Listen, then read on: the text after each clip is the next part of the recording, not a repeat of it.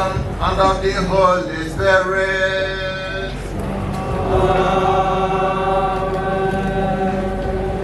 The Lord be with you. And with your spirit. Kankro di Virginia Mmachukwu. Kankro di Nine Garaga.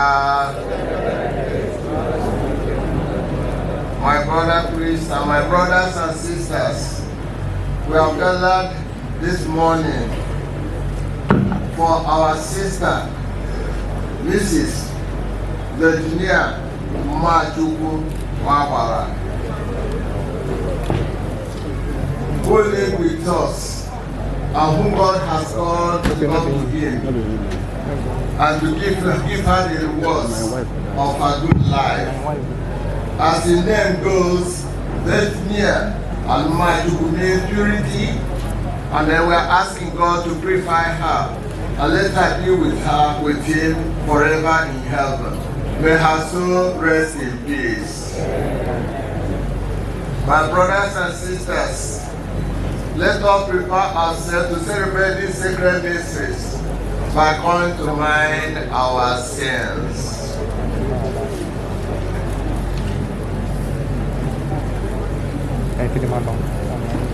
You were sent to heal the contrite of heart. Lord, have mercy. Lord, have mercy. You came to call sinners. Christ, have mercy.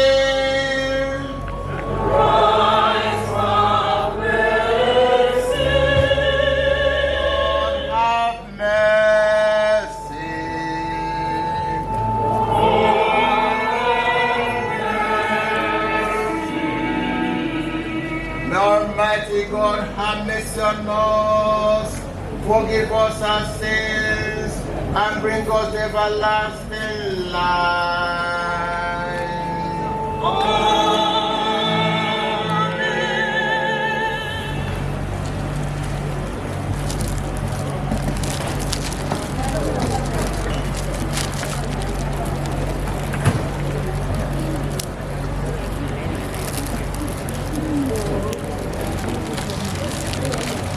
Oh God, be with you forever. We ask this through our Lord Jesus Christ, your Son, who lives and reigns with you in the unity of the Holy Spirit, God, forever and ever.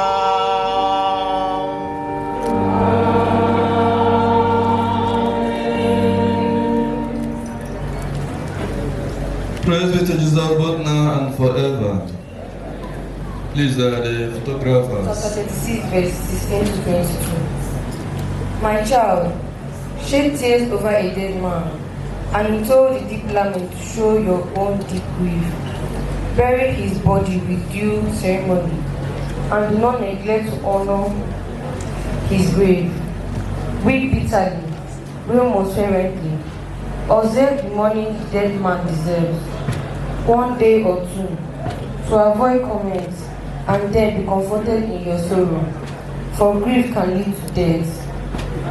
A grief-stricken heart undermines your strength. Let grief end the funeral. A life of grief oppresses the mind. Do not abandon your heart to grief. Drive it away. Bear your own end in mind. Do not forget, there is no going back. You cannot help the dead, and you will harm yourself.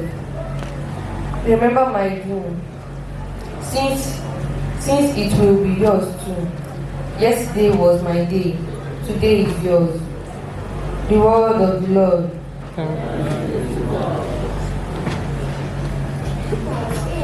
My soul is thirsting for God, the God of my life.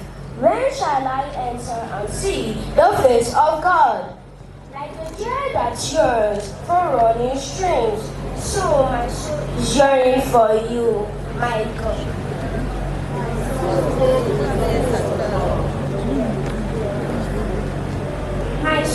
soul is trusting for God, the God of my life.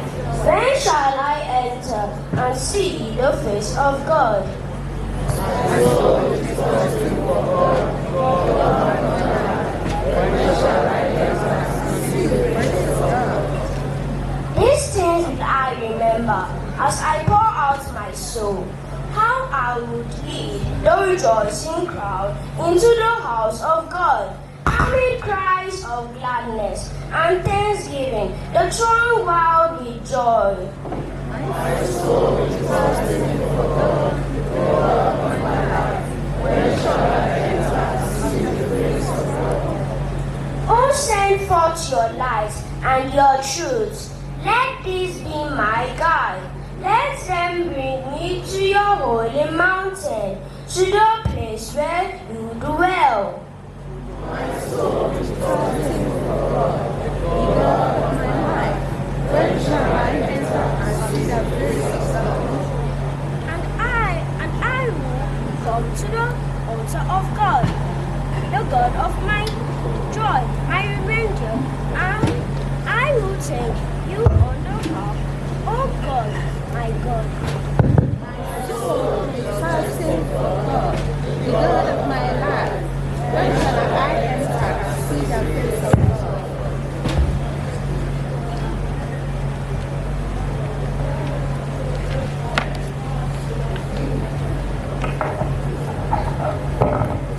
Second reading.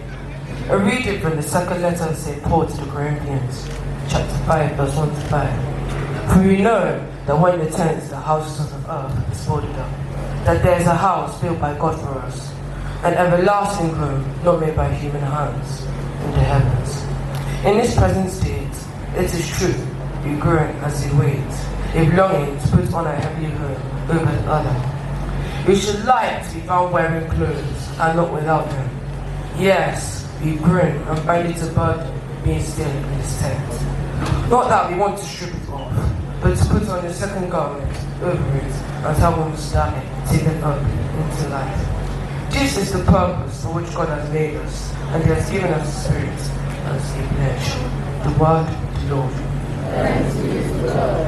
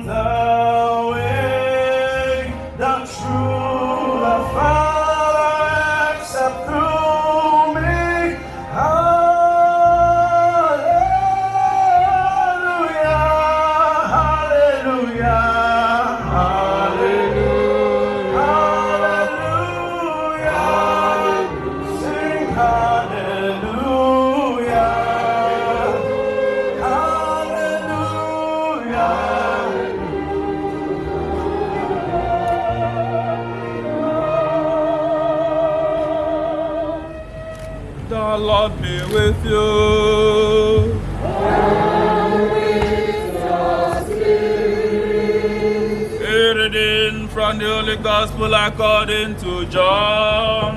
Glory to you, Lord. Do not let your hearts be troubled.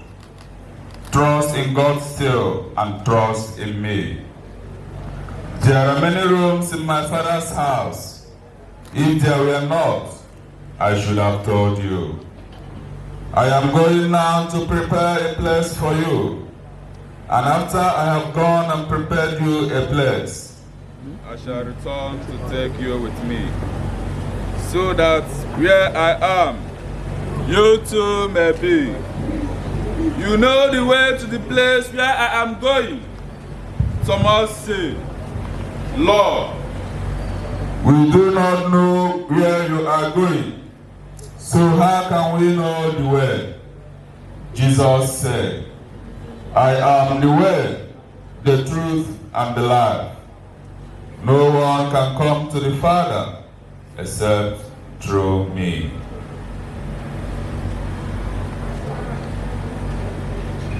The gospel of the Lord. Praise be to you, Lord Jesus Christ. Virginia Mmachukwu Nwagbala na mkpụrụ obi ndị na-ekwenụ gara aga site n'ebere nke Chukwu wee zitere.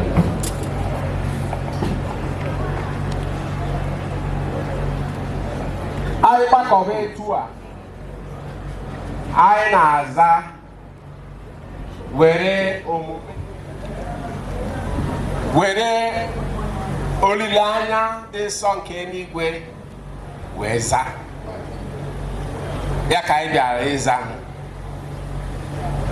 Ka anyị na-aza ya, anyị ewere mkpụrụ obi mama anyị na nwanne anyị nwanyị anyị n'aka Chineke yọọ Chukwu ebele,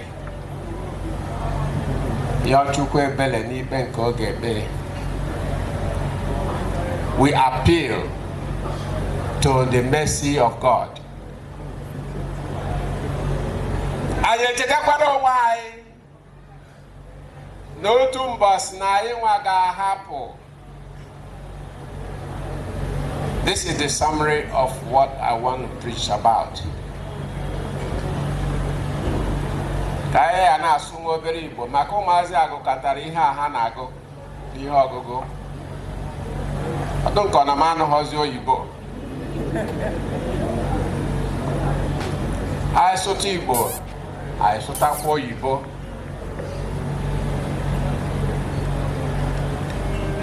Ihe n'ụwa bụ ihe na-agafe, mee mụ ka m mata. N'otu ụbọchị na ga-echefu m, mee mụ ka m mata. Ihe n'ụwa bụ ife na-agafe, mee mụ ka m mata.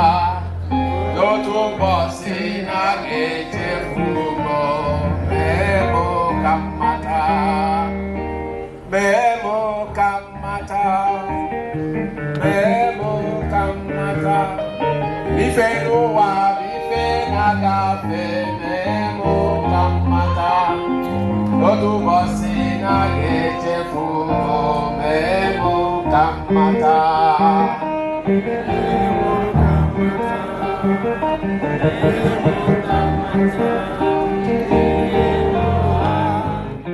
N'otu ụbọchị na ga-echefu m, mee mụ ka m mata. Jesu na-agwa ụmụazụ ya na ịkwado ebe obibi na-enwere ọtụtụ ụlọ na be nna ya. Emechaa Thomas wee jụọ ya sị ya, nke na-asị anyị na anyị ma ebe ị na-ana, anyị amaghị ọdụkọ, biko. O wee nye nkọwa maka alaeze, nye nkọwa maka ndụ anyị, which is the message of eternal life. Ọ bụ na anyị na-ana tata were okwu Jesu Kristi ahụ na-ana, chetakwala anyị maka ya, we would have gained doubly.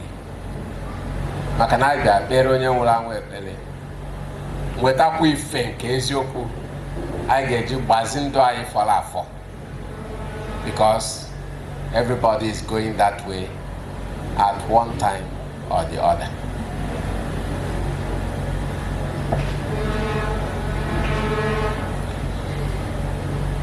Onye ga-akwadoro anyị ebe anyị ga-anọ ma ị bịa bụ Jesu n'onwe ya. O ji aka ọ bụghị n'oge ezi mmụọ ọma ka ọ kwado, ma ọ bụ n'oge ezi ndị n'igwe ka ha kwado. He himself, because we are precious before him, because we are VVIPs, those baptized, those called by his name, those he regards as his own brothers and sisters. Ọma achọ ka ebe anyị ga-anọ bụrụ ebe anyị adịrọ comfortable.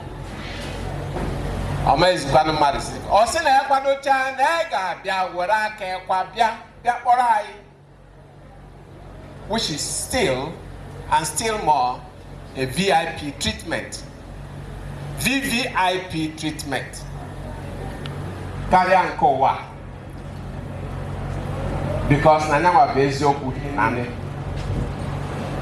Anywhere will be beautiful for those who accept his words and follow his example, follow his lead.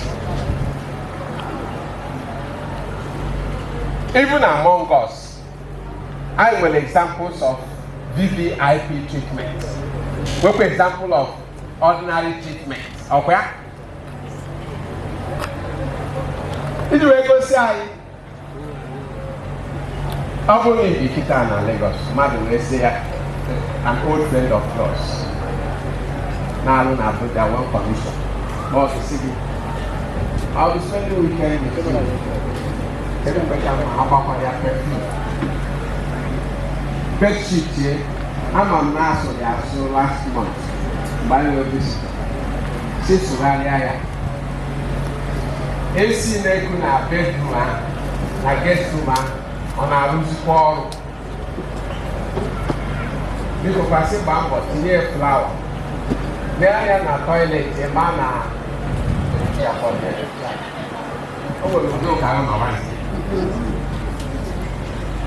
Because 2 days to the time, him are not a big man, but they Louisiana red meat. They go cut off it. Can't prepare a brown to pick it. And that's exactly what out of everything gets interesting. I probably buy that of all the man and so on. I am. All comment who are Umunasi Mubia. Umunasi Mubia are doing a Lagos, no one knows it. It's like a million cool. No.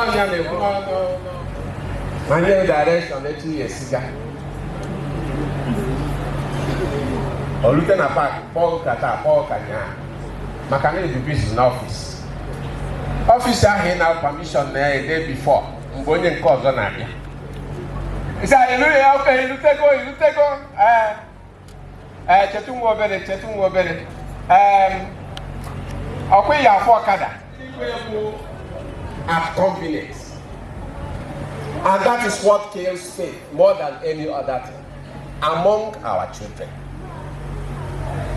Onwe kada ka nwata furu otu nne na nne si wee were n'igwe wee were Chukwu ka ọ bụrụ ife niile wee taa afụfụ bụ obefa fee Chukwu n'ime na mpụta. Onwe ka nwata ahụ chezọ ya. For some time he might behave otherwise, but at the crunch of the moment of life, ochonne ya ha no so. Ocheta solution. Ocheta example. Ocheta life witness of Papia of Mame. Ayoro mosimo megwu n'okwu Chukwu inne na na achande mmadu. Manodem kan kute na karịa. My brothers and sisters, the life and times of every one of us, and even the burial or funeral of every one of us, is a message from above. What message will my own be when I lie like this? What legacy will linger on in the lives of those I encountered while I was alive? onweghị onye akwụkwọ nsọ sịrị anyị na onweghị onye na-ebi ndụ maka onwe ya, onweghịkwana onye na-anwụ maka onwe ya. Anyị cheta ihe a mgbe niile, na anyị na-ebi ndụ maka okwukwe anyị, na anyị na-ebi ndụ maka eluigwe, na anyị na-anwụ ọnwụ maka eluigwe. Ọ ga-enyere anyị aka mgbe anyị si ebe a na-ana, ọ bụla anyị go and through pilgrimage, 2 hours pilgrimage, any burial, any condolence visit, any funeral should be a spiritual journey, a spiritual pilgrimage. For 2 hours, for those moments you are there, offering us opportunity to introspect. Asi wa no mo no ifa. Asi no mo di na ifa. Onwere ife nhapụ. Onwere ife nhapụbel. And what actually will prevent me from meeting God? 1 hour, 30 minutes, 2 minutes will be enough to effect a conversion, a repentance that will win us heaven. Remember the case of the good thief that died with Jesus. There were a few minutes to live. That was his moment of conversion and repentance. Chetam na nezegi, and it was granted. So my brothers and sisters, now without a message, without being touched by the word of God, by the message of the life and times of our mother, and by our own resolve. N'enigwe a na-ekwu na ọ bụ na mejehie na ọmụmụ ka ikpe mara na onweghị onye ọzọ ikpe mara. No excuse will be given for me to forfeit heaven, to miss heaven. Therefore, on that strength, we pray that the soul of our mother and the souls of all the faithful departed, through the mercy of God, rest in peace. Amen. Confidence to God our Father, who raised His Son Jesus Christ from death, that He may give comfort to the living and eternal rest to the dead.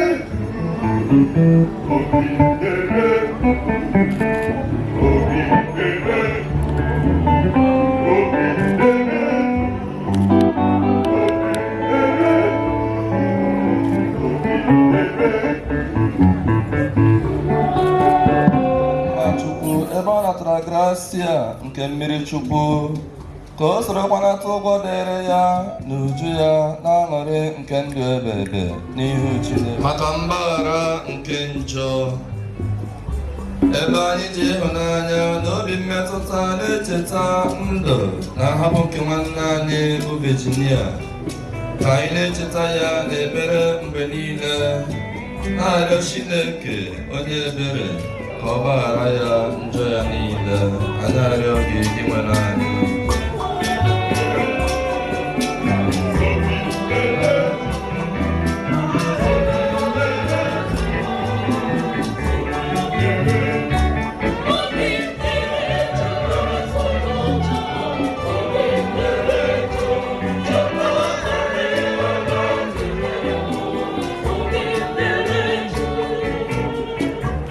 Maka ndị na-eru uju, ka ha ghara iche echiche taa maka ọchịchịrị nke ọnwụ, kama ka ha na-eche maka ihe nke mbilite n'ọnwụ, na-akasi onwe ha obi na nchekwube nke n'otu ụbọchị na ha ga-ezute nwanne ha ọzọ. Anyị arịọ gị inwe anyị.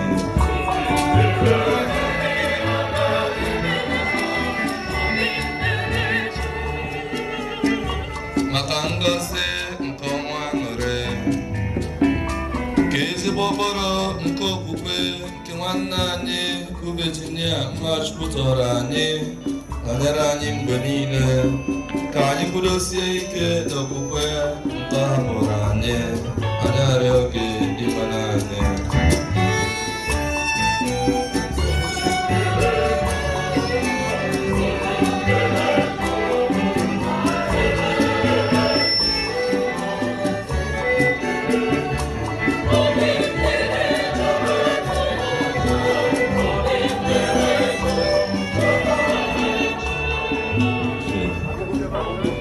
Ka Jesu Kristi onye jupụtara n'afọ ọma n'ebe ndị ọrịa nọ gosi ha ebere ya, nye ha ngozi niile nke si n'eluigwe, bịakwa nyeghachi ha ike nke ahụ na nke mkpụrụ obi.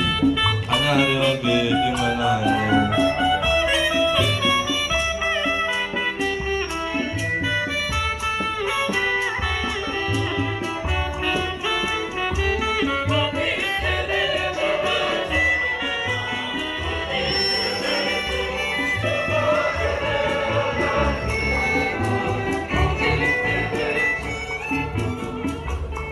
Maka ndị niile hapụrụ ụwa ka ọ nwere anyị Jesu Kristi onye nzọpụta na onye ebere, nye ha ntọhapụ na njọ ha niile, bịa nabata ha n'alaeze nke udo na otito ya. Anyị arịọ gị ịnwere anyị.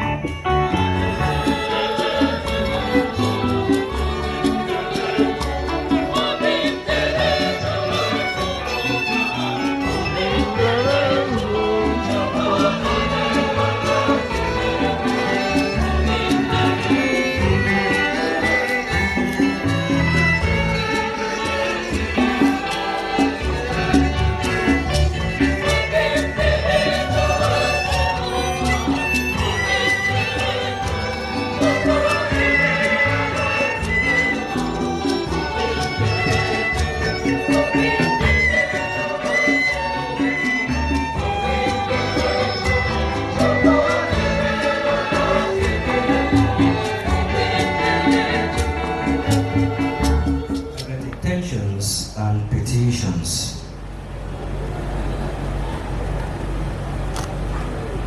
We now turn to our Mother Mary, the comforter of the afflicted, as we say, Hail Mary.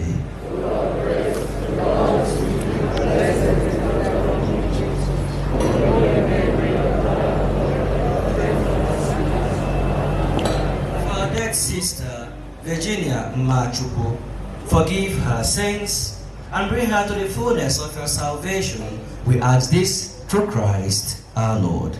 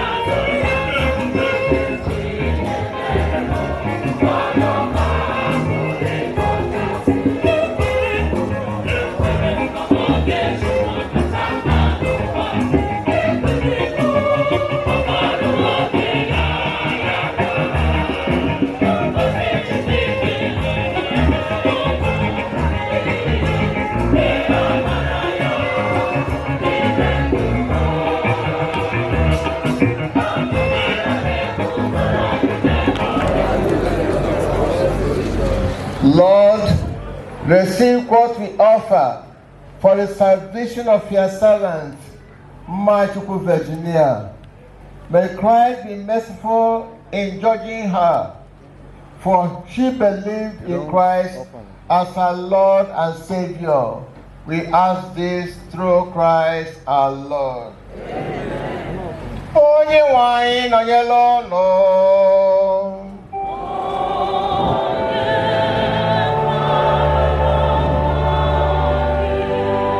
Welite n'obi unu enu.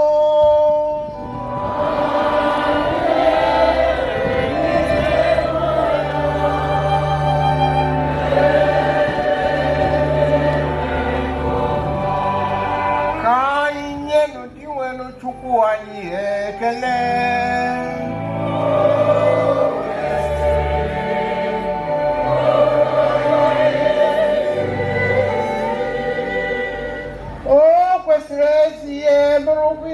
Onye ji ụwa tụwa site na Kristi dị nwe n'anyị. Ọ bụ na ya ka nchekwube mbilite n'ọnwụ dị ngọzi ji chọwapụta n'ebe anyị nọ. Ka ndị na ha ga-anwụrụ iyi na-ewute nweta ntasi obi si na nkwa ndụ anwụ anwụ dị n'ụwa ọzọ. Maka ndị kwere na gị o sebụrụ ụwa, ndụ anaghị enwe njedebe, ọ bụ mgbanwe ka a na-agbanwe ya. Mgbe ụlọ ikwu ụwa mebiri, a na-akpọbata anyị n'ụlọ ọzọ nke dị ebighị ebi n'eluigwe. N'ihi nke anyị na-eso igwe mmụọ niile nke n'igwe na-eto ebube gị oge niile na-ekwe.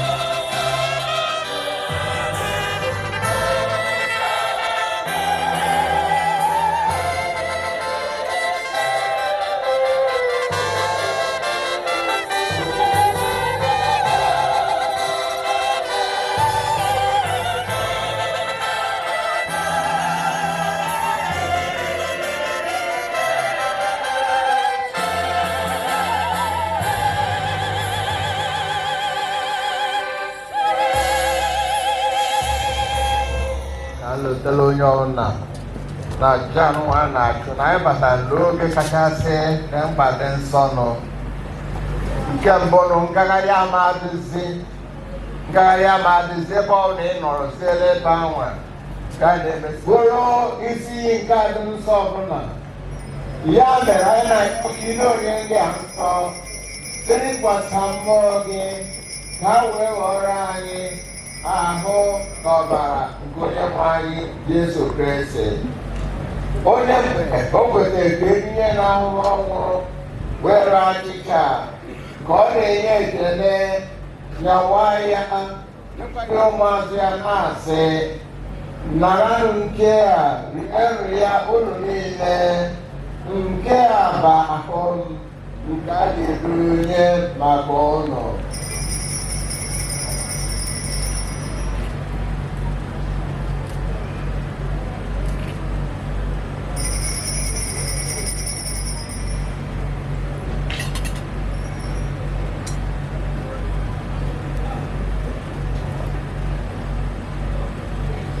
Otu ọkwa ka o siri mee mgbe e richara nri anyasị, o buru iko nsọ ka ọ na-enyekwa ekele nye ya ụmụazụ ya na-asị, naranụ nke a ṅụọnụ ya unu niile, nke a bụ iko nsọ nke ọbara m, nke ọgba ndụ ọhụrụ dị ebighị ebi.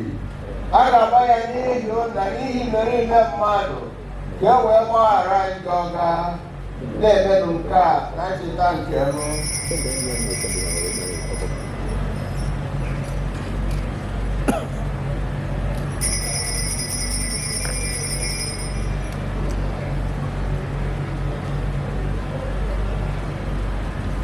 Ihe omiko okwukwe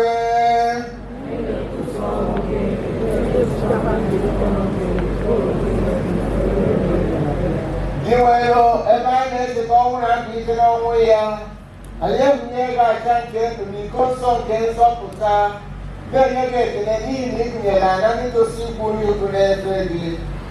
Anyị ji ome a na-arịọ ka anyị bụ na-eketa oke na ahụ na ọbara Kristi bụrụ ndị a ga-ekpokọba ọnụ site na mmụọ nsọ. Dị nwenụ cheta nzukọ gị gbasara n'ụwa niile, mee ka o zuo oke n'ịhụnanya ya na Popu anyị Francis na Bishọp Jonas Benson na ndị echiri echi niile. Cheta odibo gị Virginia Mmachukwu, onye isi n'ụwa kpọrọ ka ọ bịakwute gị ebe ijikọtara ya na nwa gị na oriri ọnwụ ya. Mee ka ya na ya bụrụ otu na mbilite n'ọnwụ ya. Chetakwazi ụmụnne anyị ndị ji nchekwube nke mbilite n'ọnwụ rahụ ụra, were ebere kpọkọta ha, na ndị ọzọ niile nwụrụ anwụ n'ihe nke ihu gị. Anyị arịọ ka ị meere anyị ebere ka anyị soro Virgin Maria dị ngọzi nne nke Chukwu nakwa Josef dị ngọzi bụ di ya, ndị apọstụl dị ngọzi na ndị nsọ niile ndị mere uche gị kamgbe ụwa ta ụwa, keta ekpe ndụ ebighị ebi. Ka anyị sorokwa ha na-edo gị ebube site na Jesu Kristi nwa gị.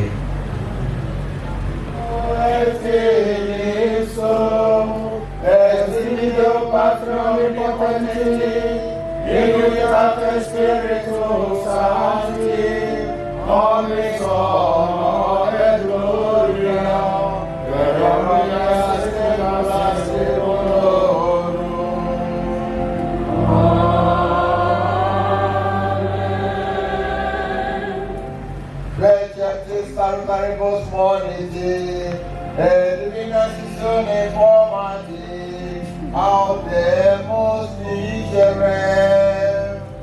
Audemus sapiens in celis, sanctificetur nomen tuum, adveniat regnum tuum, fiat voluntas tua, sicut in cielo et in terra.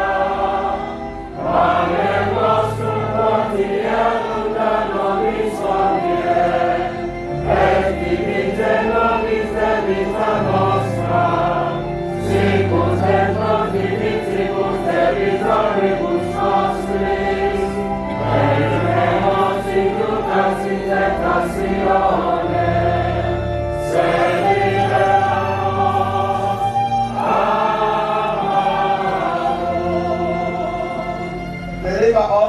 we pray from every evil.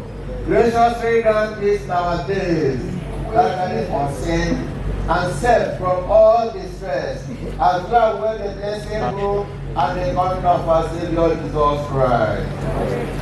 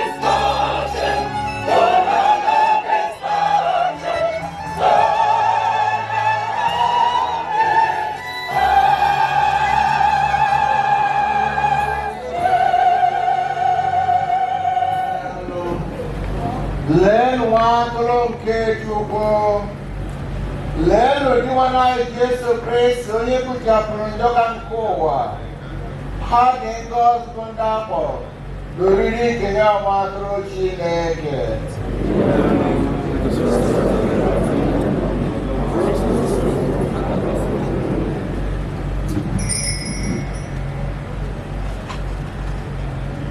The Marys of the Holy Mass.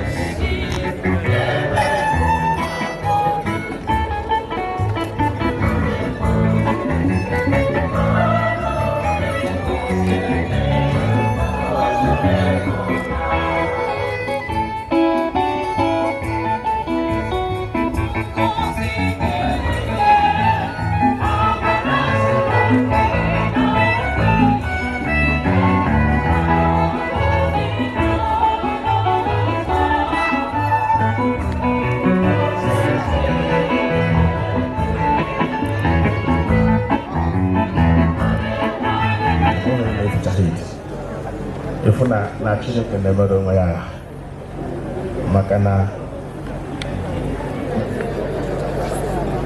mkpụrụ obi ya zuo ike na ndokwa. Anyị ga-akpọlitezi Chief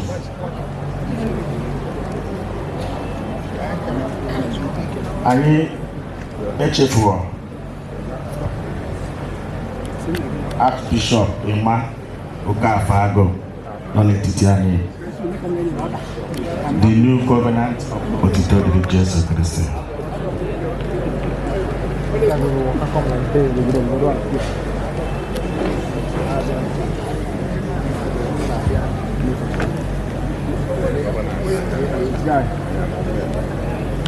Jesu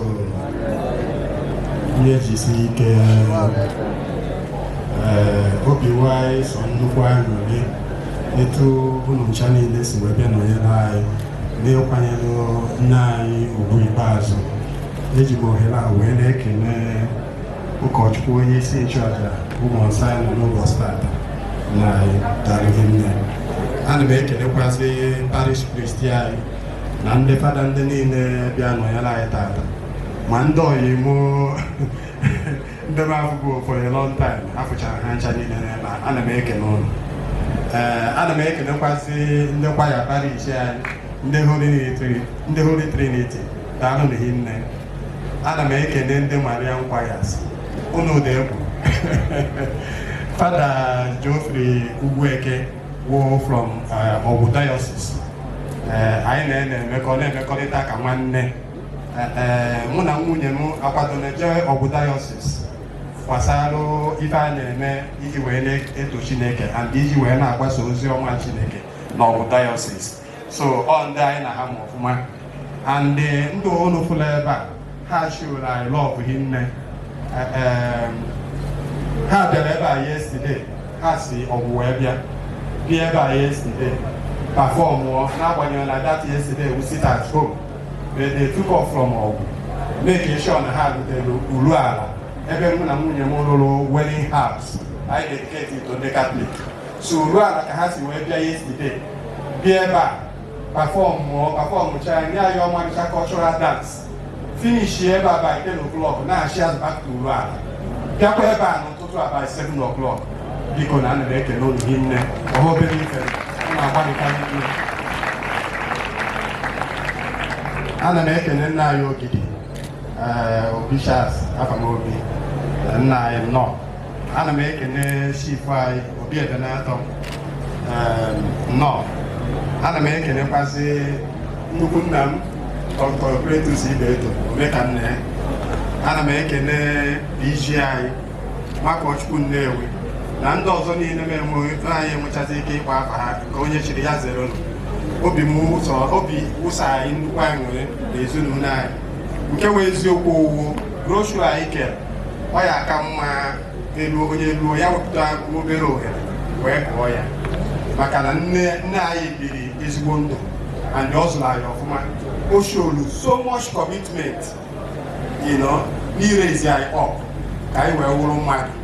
Ọ sacrifice ife niile ife nke ụwa mere devote onwe to Christianity n'ụzọ dị iche nke anyị atụbaghị anya ka anyị wee megonu ka anyị wee tọ mma. And o mere a lot of sacrifice in giving. Mgbe ọ na-ịbatara na be Nwagbala ihe akwa aka wee na ọ bụrụ ha anya na o nwere ife ọbụla na-akpa o ji na-eji obi na-ebiri. O gosiri ọtụtụ example dị iche iche nke mmadụ ya ilere anya isi na ya mụrụ wee na-emekwa because ka a na-ekwu okwu ndị dị ndụ ebe a ka a na-ekwu okwu ndị nwụrụ anwụ ebe a ka a na-ekwu okwu ndị dị ndụ. And ife kacha mkpa n'elu ụwa awụ mgbe anyị nwụrụ ma mgbe anyị nọkwa n'ọnọdụ na-etu a n'ụbọchị tata kedu ife a na-ekwu maka anyị. Onye ọbụla ya anaghị na-ekwu okwu ọma banyere ya, mana anyị ya na-ajụ onwe anyị ajụjụ kedu ka anyị si eme tata. Mgbe anyị na-ekwu na mmadụ ma eme na mmadụ ma eme anyị ajụkwa onwe anyị kedu ka esi ekwu maka anyị nwa. Nne m biri ezigbo ndụ nya ka anyị ji wee na-arịọ Chineke ka ọ na mkpụrụ obi na ndokwa. Enwere m confident na nne m anọrọgo n'eluigwe, so enwere m fia enwere m fia. Otuto dịrị Jesu.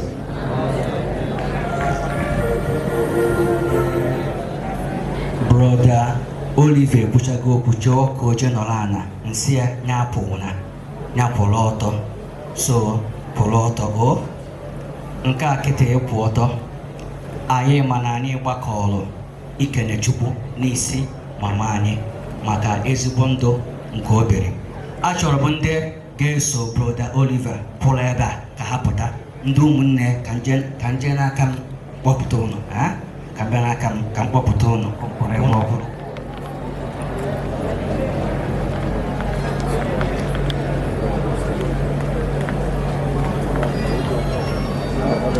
na anyị n'anya anyị ama na parish anyị bụ Holy Trinity bụ ebe a ka a tọrọ ntọala edukeshọn. Ọ bụrụ mmadụ niile na ebe a taa ga-anọ n'ụlọ ụka mgbe unu ga-eje ikele Chukwu. Mma achọ n'aka unu ka unu kpọlite ndị unu ga-akpọlite ga-abịa kwado fada anyị, kwado parish, ka dedikeshọn nke a na-akwado ya na ihe ndị ọzọ a na-eme bụrụ nke ga-aga ọfụma. Anyị ewekarị 5 minutes. Anyị ewekarị 5 minutes. Ke ndị na-ata mmiri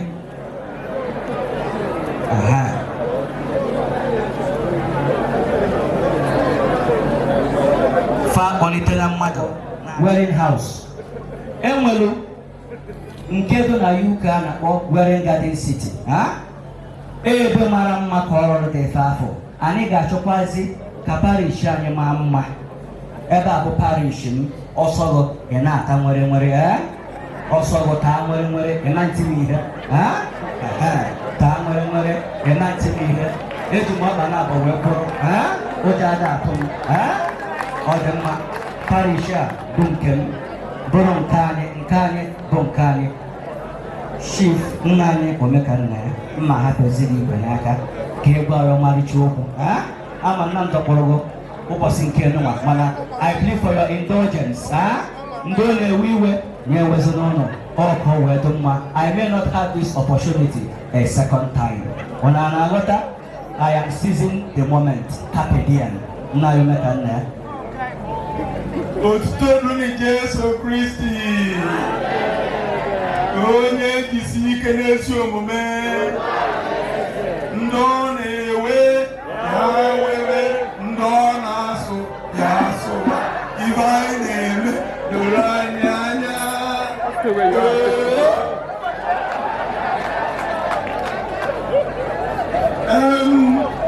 Acha ife ji bịara ụkpụrụ ebe a bụ ka mgbo ọgụ na ọnọchi iso m. Ọ dị ka ife amanne ya ha mbọsị nna ya mere 80th birthday celebration, na-eme 75 years celebration and 55 years of marriage. Anyị nọ ebe ahụ Mfanachi iso m wee kwụ microphone n'ebe ife ọ na-eme ebe a taa. Ọ dị ka ọma anaghị ahụ mara. O kwuru n'ụbata 18 anya ka ndị mmadụ ji wee sụọ muri.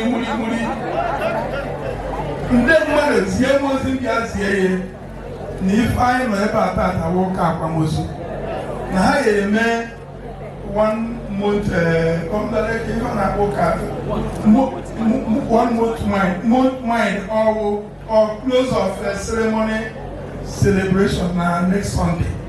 Abata n'ụlọ ụka ị nọ n'ụlọ ụka ebe a kwuo ife a ịnọ ya parish priest ga-ekwulite ụdị ife a anyị nekwasị anya n'ife ọ na-ekwu maka mmachọ ka onye akwado ha akwado bata ebe a akwerekwe nkwụ n'ihu. A na-apromis na mbọsị ahụ na mma ndị abịa ebe a mbọsị ahụ ga-eme ụdị efe chọọ ma ịnọ ya anyị akwado parish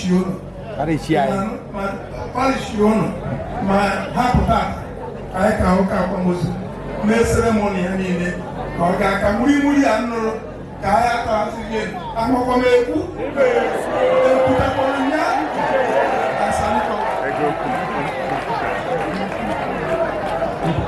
daalụ hinne. Ọ bụrụ na osigo otu a wee dị ikwu gị ife mbụ n'obi parish priest ọ dịkwa n'aka gị ka ọ dị ọ dị mma.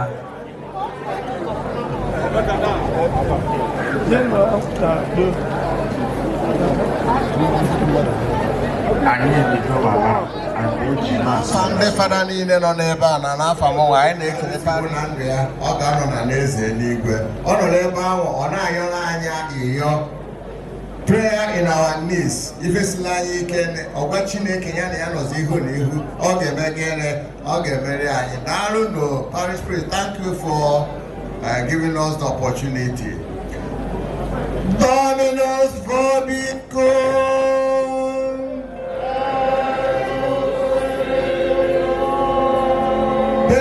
ad vos omnipotens Deus, Pater, Filius, Spiritus Sanctus.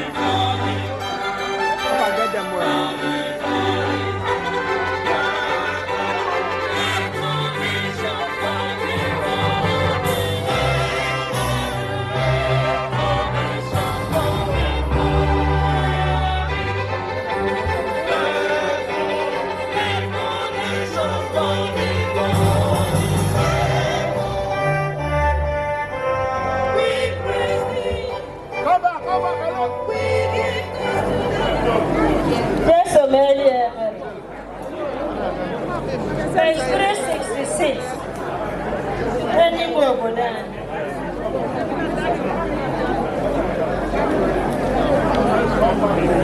Come, if come. I know you come back. I said,